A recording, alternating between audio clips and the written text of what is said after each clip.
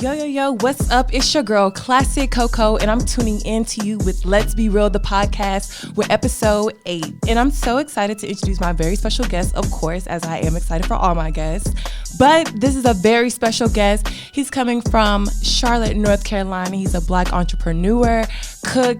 He has a poppin' restaurant called The Nappy Chef. So I'm so excited to introduce you, Nappy Chef. What's up? What's happening with you? What you doing? What's good? Cool, man. Ready for this new year? Exactly. Yeah. It's just began. Yeah. First week. Right. You got a lot planned for this new year? Oh yeah, I got a lot planned. Cooking in a pot, literally. Yeah. So introduce yourself, who you are, where you're from, and what exactly you do. Well, I'm the Nappy Chef, man. My real name is Rojshawn Dontae. I'm from Georgia, Atlanta, Georgia. Spent most of my life between Atlanta and Columbus. I've been back and forth to Charlotte since like 2003. But I moved back permanently to Charlotte in 2015. That's when I started the Nappy Chef. I'm a celebrity chef, author, and motivational speaker. Oh, yes. Yeah. Okay. Yeah, you say it with your chest. You already know. So what age did you become inspired to cook, and what kind of sparked that inspiration? That's something I've been doing all my life. Not professionally, but I always was in the kitchen. Like my dad cooked, grandma cooked, mama cooked, everybody cooked. So like, I remember when I lived in Germany as a little boy, my mom used to make peanut butter cookies, and she used to always cook, and I'd be the one in the kitchen with her, like licking the bowl and putting the flour in the bowl and things like that. So that was something I was always interested in. But my first love was a musician. You know what I'm saying? So being a cook was like kind of like my backup plan. Right. Yeah. So going into that, okay, rewind. Being a musician, where did that spark from? Just growing up, being in the church. I remember my Uncle Ronnie had bought me a pair of drums, like the real drums. And I was like 4 or 5 years old. I used to be in that motherfucker banging on the drums. And my mama threw my drums away, you know what I'm saying? So I used to, when they did like choir practice, I'm like kindergarten, I'm in choir practice playing drums. And then I started singing in the choir. So I sung for a long time, up until like I was 12. Once I got 12, my voice kind of got deeper, and I stopped singing and started rapping. So I started rapping around like 13 or 14. Yeah. And that was like my passion. That's what I knew I wanted to do. And I did that, up until I was an adult. Yeah. So I got my first record deal when I was 19 years old. I was up on the Young Riders Entertainment up in the Bad Boy South. Chopper Young City. I don't know if you remember Making the Band. Yes, of course. Yeah, so on Chopper MTV. Young, so Chopper Young City was P. Diddy's first artist from Bad Boy South. I was Chopper's first artist, so I was on tour with them when 8 Ball and MJG was around, the Boys in the Hood and things like that. So that's how I started off in the music business. Yeah. So are you kind of close with all of them now? Like, I'm not close. I still know a lot of people. Like if I see like Crime Mob, I see Trailville, I see Gorilla Zoe. Rest in peace, Shout It Low. We recorded at D4L. So it's a few of them that I'm not gonna say close to, but if I see them, they know who I am. I know who they am. You know what I'm saying? What kind of made you stop music? Like when you became an adult, were you kind of like, okay, I haven't.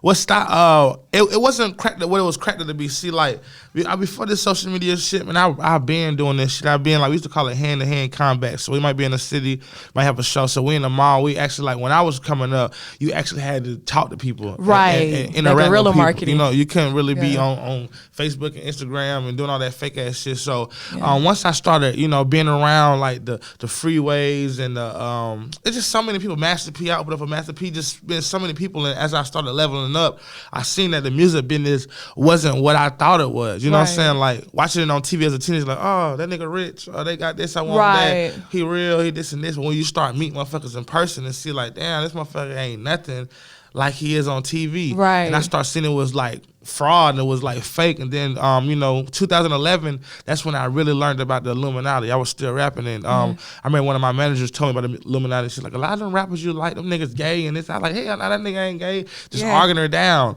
So I started like really researching, and I found this DVD in this book called The Secret. And I read the book and I watched the DVD. And then as I started getting around people like Freeway that's been around, like Jay-Z, and people that been around P. Diddy, and they started telling me these stories and these secret parties and these what's the parties called in Atlanta? Swinger parties and things like that. And I started seeing that shit was really true. And it's like it's a thing called a $20 million club. And once you get to a certain level in the music business, you got to start doing things. You got to start sacrificing things. And I just didn't want to be famous that bad. You know what I'm saying? To sacrifice a family member, or to sacrifice my soul, or sacrifice my happiness, or to sacrifice anything. So I started kind of shying away from doing that shit. But that's just like a short version of that story. Wow, that's deep. For real, for real. You kind of have like a big backstory behind that. So, yeah. So what kind of, from when you stopped your music career from going into, you know, aspiring to be a chef and starting your own restaurant, what kind of sparked that from? From music? Yeah. Well, because I was already in the industry, so I was still living in Atlanta. Like when I stopped doing music, I was living in Atlanta, and I was finna move to Nashville, Tennessee to go to culinary school. Long story short, I was messing with this white girl, and I went down to her house and stayed with her a couple of nights, and she lived with her parents, and her mom worked for this world-renowned chef named John Macon. So you can Google John Macon. He did a presidential inauguration for Nelson Mandela, Ray Charles. He cooked for Michael Jackson. Like, it was a real big deal. Anytime you ever hear like Southwestern cuisine, they created that in the 80s. Like, him and his teams of chefs. He also trained like Chef Ramsay. So when I Googled him, you know, and he offered me a job, I was like, hell yeah, fuck going to school. So I worked for him for a week, and at the end of the week, he was like, I really like your ambition. You know, he's like, you can work for me and teach everything you want. He's like, I give you two choices. Either I give you $10 an hour or $7.50. If I give you $7.50, you could be my apprentice. If I give you $10 an hour, you're just an employee. Me, I ain't give a fuck about the money. I just wanted the knowledge. The experience. You know what I'm saying? So I'm like, I'm working beside this big chef, and that's what I want to do. And then once I did a wedding with him, he made $35,000 for one wedding, cooking for rich people. And all we did was shit like carrots and chicken breasts and like easy things. And just by his name, he got that amount of money. And I was like, this is what I want to do. Right. You know what I'm saying? And I took that shit serious, and I created a Nappy Chef. You know, riding around the car just coming up with names and shit. And I came up with the Nappy Chef because my hair, and you know how they say, like when we was kids, they call us nappy headed. And so I took everything that was a negative, made it a positive. I was like, I'm gonna claim being nappy. You know what I'm saying? Kind of represent my culture. So that's how I came up with the Nappy Chef. I didn't want to be like a Chef Tom or Chef Rob. You know what I'm saying? I wanted something that was catchy, and I wanted to build a brand, and that's how I came up with the name. Right, something that was different. That was something that you was unique. And it's gonna either draw you in or run your way. Right. Like, you shouldn't name yourself Nappy Chef. White folks gonna, you know. But me, I never give a fuck what nobody. If it feels right to me, I'm gonna do it. You know what I'm saying? Yeah. So that's, you know. So that's why I quit rapping, because I couldn't be myself. Yeah. And if I can't be myself, I don't give a fuck how much money I make. I just can't do it. I can't sell out for no money. You feel me? So exactly. Yeah. That's real shit. So when you first opened your restaurant in Charlotte, how was business back then? Like, was it kind of like slower for you, or were you like... When I opened a restaurant? It was never slow. Like, VDOT, no, like, since I started from the bottom. Like, you know, I remember before I even moved back to Charlotte, I did the celebrity basketball game, the very first celebrity basketball game they did for CIAA. So I cooked for like Jada Kiss and Lil Kim and all them. What year was that? That was in 2015. Okay. Yeah, so I built it from then. Then I was, you know, working in the clubs, cooking at the clubs. I was catering. I was traveling. I went to LA and cooked for some of the old Death Row and people that were signing Ruthless Records of Eazy-E. I cooked for them. New York City. I traveled all over. So as in Charlotte, I was every club. You know what I'm saying? Like, they booked a Nappy Chef, and then I got the food truck. So I kind of like built my following up. So when I got my restaurant, everybody already knew who I was. You know what I'm saying? So once I did the grand opening, it went crazy. A lot of people, I get money, and then they try to open up a business and think it's gonna boom. Nah, you got to build it from the bottom. So I never had a slow period because how I built my brand. Yeah. So speaking to that, like, have you ever had a difficult obstacle during your journey of becoming an entrepreneur? And hell yeah. What was that? Still. How was that like? Shit, going broke so many times. Like, I didn't lost so much money. So many betrayals, so many, so many different things, man. Just not having the money and investing all your money and then losing your money and then putting too many eggs in one basket and, you know, like accepting, like, say like somebody want to pay me a certain amount of money to do a big catering. I'm depending on this person to help me and then this person back out, but I still got to do it. You know what I'm saying? Yeah. It was just a long road of different obstacles, you know? Right. Yeah. Do you feel like that's kind of made you stronger now, kind of going forward and keeping your eyes open as far as letting people into your business? Yes, definitely. Eric, because a lot of motherfuckers just wanted to work with me just to get the sauce, just to figure out what I was doing. Nobody really, I mean, I had some people that would genuinely want to work with me, but a lot of people just want to be around me for the limelight and just to learn. And, oh, here's a celebrity chef, he know this person, he be around this person, and they want to be around for the wrong reason. So when it's time to go cook for a celebrity, everybody want to work, you know what I'm saying? But they just there for the shine. But when it's time to grind, put in the hard work behind the scenes, you know, ain't too many people around, you know, so It was a long journey, and the first year I opened my restaurant up, 2018 was like the worst year of my life and the best year of my life. It was the best year because I accomplished something that I wanted to accomplish in my 5-year plan. I wanted a restaurant. I was the youngest restaurant owner in Charlotte, especially the youngest black restaurant owner in Charlotte. Yeah. But it was so much hype around it, and it was just so many people that was around me, and was it's just like they said, like you book Nappy Chef, and I come cook for you personally, and the food is wonderful, the customer service is wonderful, etc. But now I got employees, and they don't give a fuck about my food, they don't give a fuck about the brand. Then you come eat my food, like, oh, Nappy Chef shit nasty, it ain't all that, it was rude, and it's not even Nappy Chef, you know what I'm saying? It's people that's working for Nappy Chef. So that's the biggest obstacle of building a brand, that people not gonna love your brand like you love it. You know what I'm saying? Exactly. So I got the bad reviews, and everything that I got was from other people working up under me. So I got people that's working for me that's trying to sabotage my brand and jealous and count my pockets and things like that, trying to bring me down. And I got the critics and things like that, So that's the biggest obstacle I dealt with. Right. Especially cutting off that dead weight. Right. People weighing you down because people will drag you down with them, real shit. So, like, what has been your most memorable moment as a chef? Cooking for Floyd Mayweather. Okay. Yeah. How was that? That and cooking on Love and Hip Hop.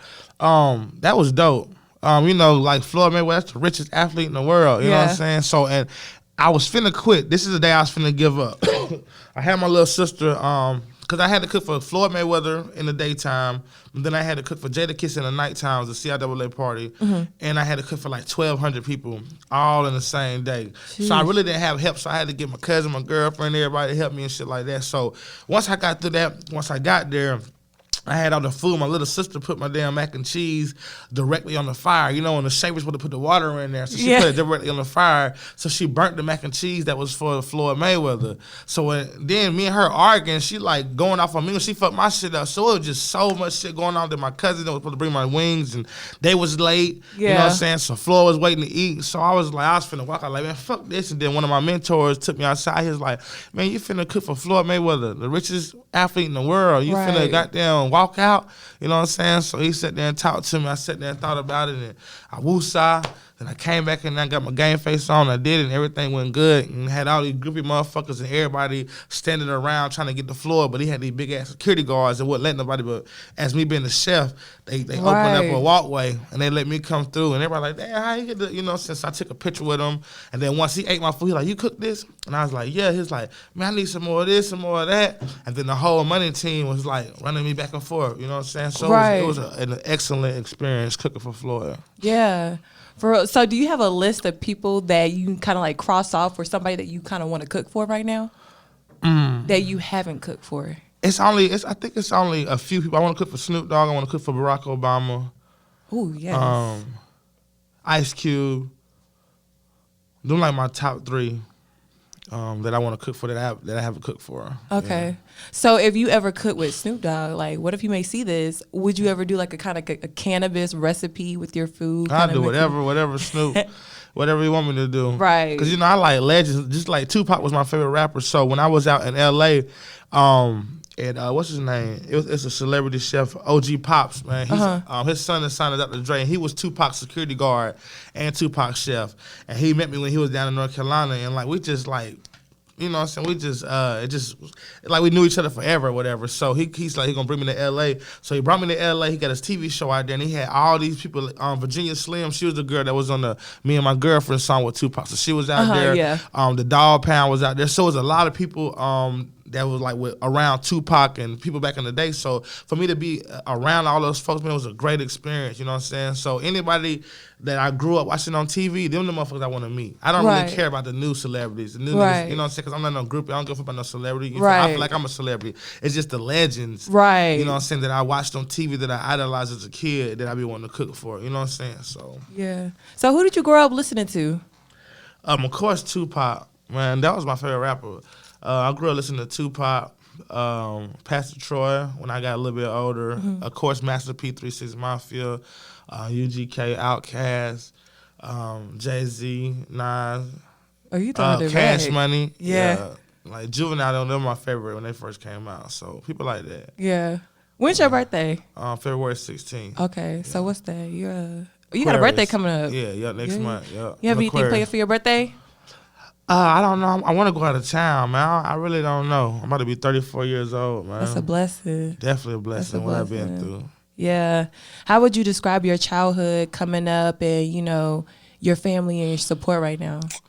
I really didn't have that support. Like, my parents, like my real dad, he didn't raise me. My stepdad raised me. You know what I'm saying? So he didn't really get that fatherly love. And it's like I was the type of child, like I questioned everything. You know what I'm saying? So, we was kind of brainwashed. When I was growing up, we still had great grandmas and great granddads and shit like that, and they would still have that slave mentality. So you got to go to church every Sunday and pay your tithes. And you can't do this, you can't do that. And then you go to school, you got these white ass teachers in a black school, and they teaching you shit, and they haven't been through nothing you been through. You know what I'm saying? So as I got older, I'm like, why is my grandma still broke? But she go to church every single goddamn Sunday.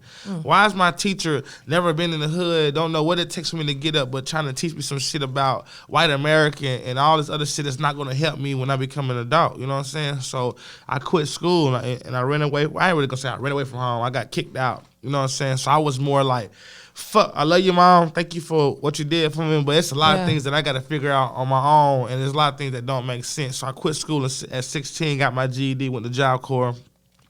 That's the first time I started selling dope, because you had to sell something, you know what I'm saying, to survive the Job Corps. You know what I'm saying? So I sold like Debbie cakes, I sold cigarettes, I sold Black and Mild, I sold weed and shit like that. And I was just always like, just hustling, going, you feel me? And my mama was more so trying to push me to go into the military or go to college, like a safe life. Oh, you got to go to college, you got to go to the military, you got to get a good job, you got to work. Why the fuck I got to work for them? Right. You know what I'm saying? So she always believed in me. She knew I was special, but she never had nobody in my family ever had no business, or either they was like a big dope boy like my uncle and them, and they went to prison. So they never really seen nobody having a successful business. So they really can't tell you how to have a successful business. Right. You know what I'm saying? Yeah. So in order for me to go off and do what I want to do, I had to, separate myself from everybody. Exactly. Kind of like figure out for yourself. Doing that. Yeah. So what advice would you give somebody kind of like going through that obstacle of trying to start their own business and, ups and downs? I'm doing it for the right reason. A lot of motherfuckers right now, just like it's so cliche now, everybody want to start a business. Everybody want to be a business owner. Yeah. Man, if you can't be a motherfucking worker, man, you can't be a motherfucking boss. If you can't be a follower, you can't be a motherfucking leader. You get what I'm saying? So if you can't handle your job, you can't handle the ownership. So my biggest advice is take your time. You know what I'm saying? And have a plan. Do not try to rush to be a motherfucking boss, because at the same time, like a motherfucker can be win the lottery. Yeah. Damn near every motherfucker that win the lottery go broke within 2 years. And like I say, a fool in his gold soon depart.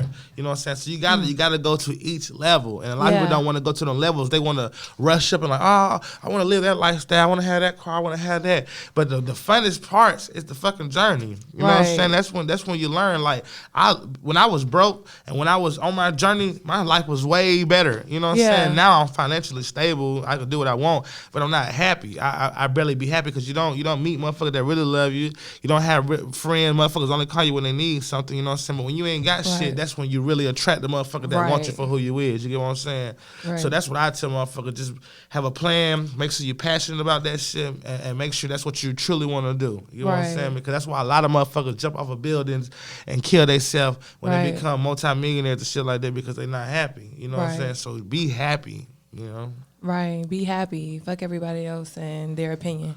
Yeah, and fuck the money. Because the money ain't nothing. Money ain't nothing but a fucking piece of paper. Right. You can have 100. You got a lighter, you feel me? Bird. Yeah, you got 100 bands right there, and I light that bitch up, and that shit gone. Right. You know what I'm saying? So are you going to be happy if that shit gone? You can't take nothing from me that make me unhappy but my motherfucking soul. You know what I'm saying? Like, you can't, money, Yeah. Money don't make me happy. Right. Well, we're going to take a quick break, y'all, and we'll be right back. Ever thought about starting a podcast? Use Buzzsprout. You'll get a great looking podcast website, audio players that you can drop into other websites, detailed analytics to show how people are listening, and tools to promote your episode. So use the following link in the show notes and let Buzzsprout know we sent you. And you also get a $20 Amazon gift card if you sign up for a paid plan. And that also helps our show. Thank you so much to all our listeners. We love you. on some deep shit. For real. You can't take nothing but my motherfucking soul. Right. And that's why I feel like a lot of people, especially starting your own business and going onto an entrepreneurial journey by yourself, you got to be solid within yourself. Because you're going to have a lot of people that's going to give up on you. And, you know. I hate this era. This social media shit. I saw what you posted on Instagram where you was like, don't take like the social media stuff to heart. Yeah. Or like kind of on that basis, and that's so true. And motherfuckers expect you, like when you have a name or a platform, say like this, say like a regular motherfucker can go on there, show their ass and say whatever, and motherfuckers don't care. But if you got a little name to you or something, then motherfuckers want to criticize everything you say. With me, motherfucker, just like motherfucker, if I say something like, well, you gonna lose customers, I ain't coming. If I gotta kiss your ass for you to spend some money with me, keep your fucking money. Exactly. I'm gonna say what the fuck I wanna say. I'm gonna do what the fuck I wanna do. That's why I became my own boss. I'm not finna be no slave to no motherfucking customers. And motherfuckers they say I'm arrogant because I think like that. And that's how I really truly feel, because if I gotta be a certain way and say something for you to spend money with me, you don't want to spend money with me anyway. It's not genuine. You get what I'm saying? Right. And social media gave a motherfucker a platform to be whatever they want to be. Because out of 10 bitches I ever met off of Instagram, only one out of them 10 bitches look like they look off of Instagram. Yeah. You get what I'm saying? Yeah. So, and then like a lot of niggas that you meet that's popping, especially in Charlotte, the niggas that be popping here be squares and be lame as fuck. You know what I'm saying? So that's why I hate. And then the niggas that I know that's really about that or really got money, and the girls that's really getting money, them motherfuckers ain't really popping on social media. Right. You know what I'm saying? So They just chilling. Yeah, that's why I hate this shit. This shit is it's a brainwashing mechanism. Yeah, smoking mirrors, and this motherfucker's trying, like it's girls and niggas trying to compete with fake. You know what I'm saying? Like they depressed because this motherfucker got this amount of followers or this bitch or this nigga popping or whatever, and not even knowing like this motherfucker not even really happy in their life. That motherfucker broke. That motherfucker sleep on the floor. That motherfucker ain't got no car. Right. You know what I'm saying? But they look like they popping on social media. So that's why I feel like God utilizes me. You know what I'm saying? Like the last of the dying breed, like not faking it. You know what I'm saying? Like actually be your motherfucking self. You know what I'm saying? You can be yourself. You ain't got to kiss no ass. You ain't got to dick ride. You ain't got to team with nobody. And you can make it. You know what I'm saying? Because there's a lot of niggas in the city that's popping that reached out to me and wanted me to work with them, but I thought they was frauds and I turned them down. You know what I'm saying? Yeah. Plenty of them. You know? Right. So. Yeah, you got to protect your aura, your circle, your name and shit like that, for real. So going on to that, what are 3 words you would choose to describe who you are as a person? Authentic. What's the word for don't give a fuck? Nonchalant. Yeah, nonchalant. Blunt. Yeah, definitely blunt. Yeah. And confident. Yeah. And asshole. Yeah. Like, everybody call me a genuine asshole. Yeah. And I'm the type of person, like, it's hard for me to say something to you without hurting your feelings, because that's the type of niggas I've been around. Like, niggas, that shit ugly, or niggas, you know what I'm saying? Like, they gonna say it to you whether they hurt your feelings or not. So that's what I was raised around. Yeah. So people want you to care about their feelings. So a lot of times I keep my mouth shut because I don't know how to tell you something and not be truthful about it. Right. Like my girl be like, how when my ex, she was like, how I look, I'm like, that's too much fucking makeup. And then they be mad because you know what I'm saying? So I'm just very blunt. Because I want people to be the same way with me. Exactly. For real. So do you feel like kind of being that way has gotten you this far in your career? Definitely. Yeah. Because the people that they said I was going to run away, the people that run towards me, like, them white folk love my shit. The niggas that get money, they love my shit. You know what I'm saying? Yeah. The only motherfucker that be hating is the broke ones. Yeah. The broke ones and the motherfuckers that trying to do what I'm doing or mad because of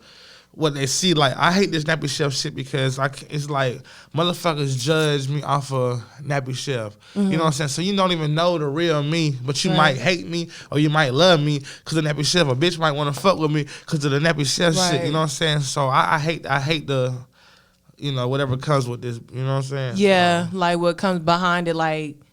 Just like you don't know me at all. Yeah. You just heard of Nappy Chef. So that's how you gonna judge me. That's how motherfuckers judge me, you know. Yeah. So you feel like you want more people to get more the real you and kind of That's why my goal is not to be a fucking chef. Like, I conquered that. My nigga, like, I'm the youngest black restaurant owner in Charlotte. Right. I had a 5-year plan. I done did everything from cooking from the bottom to owning a restaurant. I done owned 2 restaurants for a food truck, cooking in LA, cooking in New York. Yeah. I done did everything. And so if I stop this shit now and do something else, then you know what I'm saying? I done made almost $1 million, you know what I'm saying, in my field. So I done accomplished a lot. So anything that I do next is a bonus. But Exactly. what my real dream is to be a motivational speaker. So I was going to like the high schools, like the Title I high schools, like Hardin and Garinger and things like that, going to Johnson C. Smith and shit like that, and like speaking to students. I want to travel the world and speak to people that's from backgrounds like me and teach them how to become entrepreneurs. Right. You know, that's my goal. That's my real dream. So if somebody came and offered me money to take over a restaurant and say you can travel the world and you can eat all the food you want and you can talk to poor people and teach them how to become their best selves and shit like that, I would choose that any day. Yeah. So that's my ultimate goal, to be more like a preacher, but not a preacher in church. You know what I'm saying? Like a street poet. You know what I'm saying? So that's my ultimate goal. A street poet. That's a twist behind that. Like, so how long have you kind of been doing like the motivational speaking and traveling with that? Professionally, I started in 2015, but I always been like, my niggas, even when I was a teenager, my niggas like, man, you always preaching.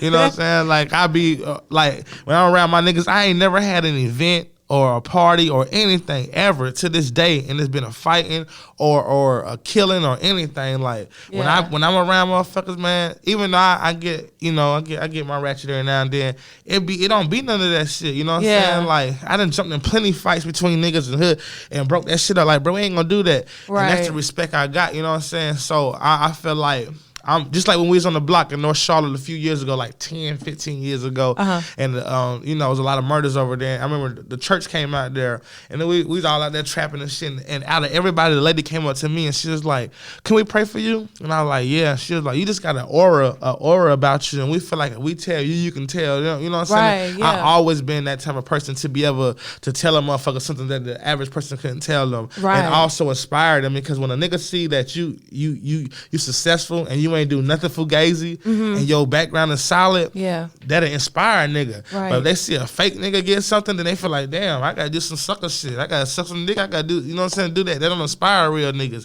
Right. So that's why I try to be 100% me, whether you like me or you're not, so I can inspire real motherfuckers to be yourself, whether you're dark skin, light skin, fat, skinny, whatever you is, just be your motherfucking self, man. Right. And somebody gonna love you. That's my message to the world. And like I said, if I die today, nigga, I'm gonna die happy. Right. You feel me? And I mean that shit. Cause life ain't, you know, life ain't shit. You know what I'm saying? Unless you're happy. You feel me? Right, exactly. Happiness is the number one thing. So speaking on that, what legacy would you like to leave in North Carolina, Charlotte, around the world, period, about who you are as a person? I just want to be somebody that inspire people to be themselves, man. You know, and you know, I just want to give people, just like I want to bring somebody around me, instead of having a bitch around you that already dealt with a lot of niggas with money and don't appreciate it, or niggas that been around. I want to bring people around me that ain't never had it. Right. They don't got the talent, they don't got the ambition, they might not have the resources, and I want to show them this side of life. You know what I'm saying? I'm not the richest nigga in the world, you know what I'm saying? But I can damn near do what I want to do. I want way more money than I got. There's a lot of niggas that got way more money. That's not what I'm saying. But ain't a nigga that got money that have did too much that I haven't done. You know what I'm saying? And there's a lot of people that haven't experienced that, and I want to show them that. Like, just show them this side. You know what I'm saying? That's what I want. That's my legacy. I just want to show motherfuckers that ain't never had shit what it feel like to have something. Right. Without selling your soul or selling out or trying to fit in. You know what I'm saying? That's what I want. That's my legacy. Right. Stay true to yourself. Right. Be you. And don't hold back. Right. So where do you see yourself in 5 years and 10 years from now? 5 years, I see myself with a franchise as a Nappy Chef. Definitely in the United States, if not the whole United States, definitely the region from Florida, you know what I'm saying, this region, Virginia, whatever. I see myself traveling as a motivational speaker. My business is running without me. 10 years, I see myself, you know, just living and give them the life my kids want. You know what I'm saying? 'Cause my son 10, my daughter 12, my baby he 8 months. You know what I'm saying? So they'll be grown except for the little baby by then. So I just want to be with whatever they want to do. They want to take over their daily business. Comfortable. If they want to go to college, whatever. Right. I want to be retired. You know what I'm Yeah. saying? I'm 33 years old. I want to be retired by 36, 35, 36, 37, 30. You know what I'm saying? Like, Right. And when I say retired, I mean not doing like labor. I Right. just want my businesses to run by themselves. And the way I'm going right now, the next couple of years, it's gonna be like that if I stay down. Right. Manifest it. You have the perfect spirit to manifest, open your heart to whatever you want to do, whatever you want to be. You on the right track. And just keep motivating people. Right. Keep doing that for real. So what are your goals for 2020? 2020 is to open up this second restaurant. I was gonna open it in March. It's gonna be a vegan/soul food restaurant. So anybody that's listening, everybody think it's just vegan. It's not just vegan. It's gonna be half and half. So it's 14 items. 7 gonna be vegan, vegetarian. The other 7 gonna be like stuffed chicken and salmon and grits and things like that. I'm doing like a 24 karat gold burger.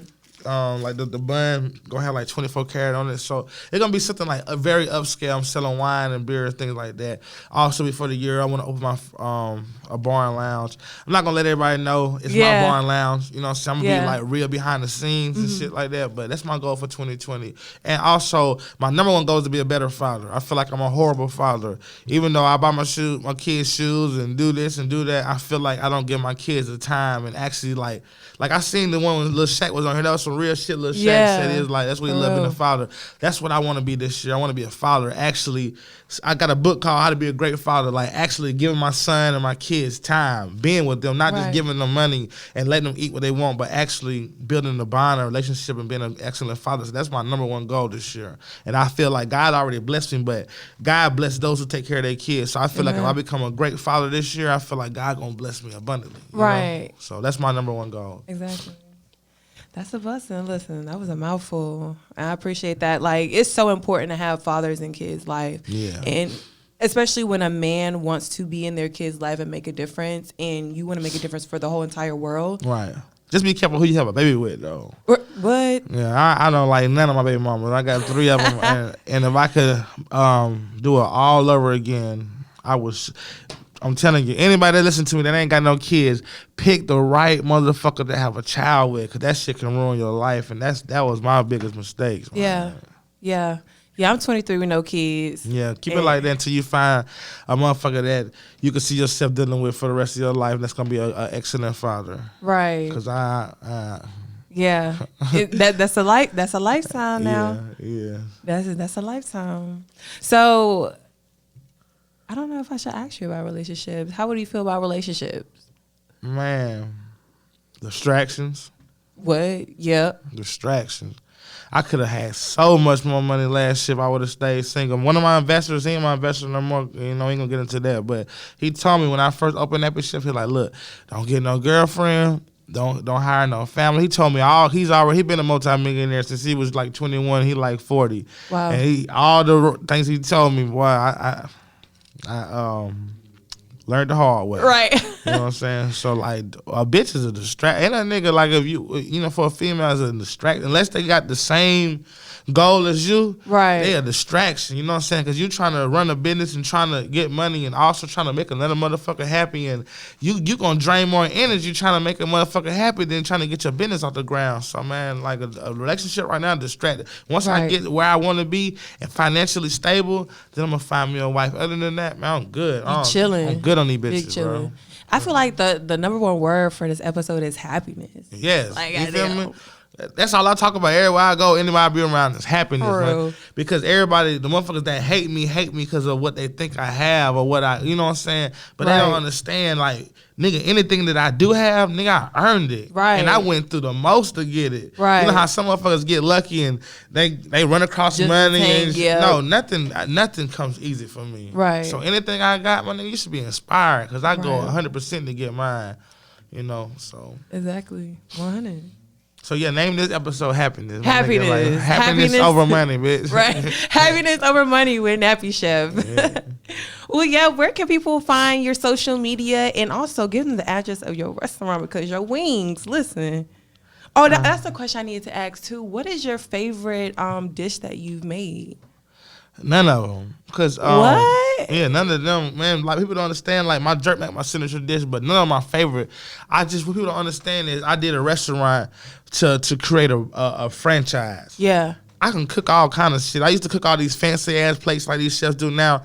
Motherfuckers ain't buying that shit. They like it. Even the celebrities ain't buying that shit. Motherfuckers like, oh, that look pretty. My shit ain't turned up till I start making wings and shit. Yeah. Like, but with my creativity to it. You know what I'm saying? So my burgers, my wings and tacos and all that shit's simple. I just throw my little sauce and my little recipes on it, but I make it simple so anybody that come work for me can make it. Right. And it's easier for me to franchise my restaurant doing that. If I had all these fancy ass dishes, you got to find certain chefs, and it's hard to find great chefs in this, people. You know what I'm saying? But I can hire you and show you how to make a motherfucking burger. You know what I'm saying? So that's why I keep my menu the way I keep it, because I'm trying to franchise this shit like McDonald's.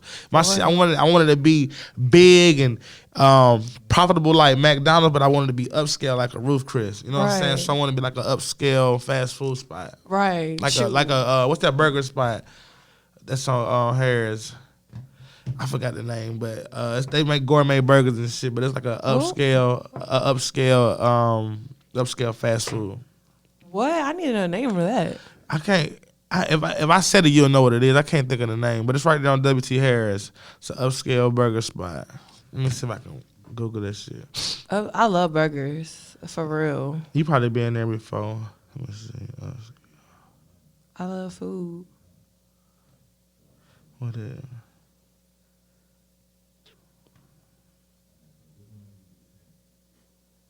Red Robin.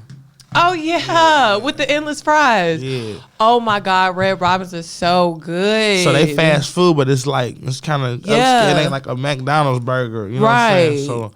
So that's my shit. McDonald's mixed with a goddamn Ruth Chris with the swag. With a little bit of soul food, with a little bit of that twang. Yeah. That down south twang. Yeah, so that's gonna be the franchise. Yeah. So how would you describe? Okay, one last question before we end. How would you describe your food, like the taste and style of your food? Like a southern mixed with Caribbean with a little bit of Asian, you know. Ooh. Yeah, I like to use different. I don't like to just cook regular basic ass soul food. I like to use other areas of the world, you know what I'm saying, and kind of mix it with my flavors. Right. You know, so that's what's up. Yeah. So where can people find your social media? Also give the address of your wonderful restaurant. Well, the Nappy Chef Instagram is Nappy Chef everything spelled correctly.